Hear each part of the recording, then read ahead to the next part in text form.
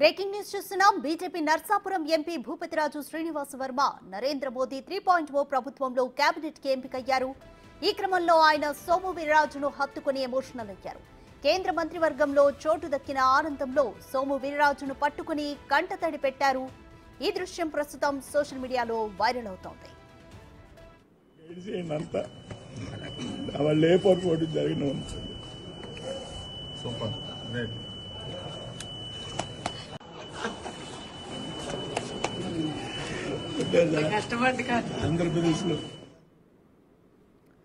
సోము వీర్రాజును పట్టుకుని కంటతడి పెట్టారు.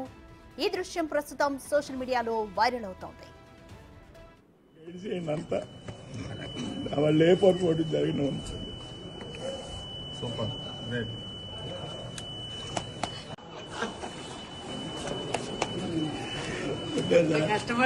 ఆంధ్రప్రదేశ్ లో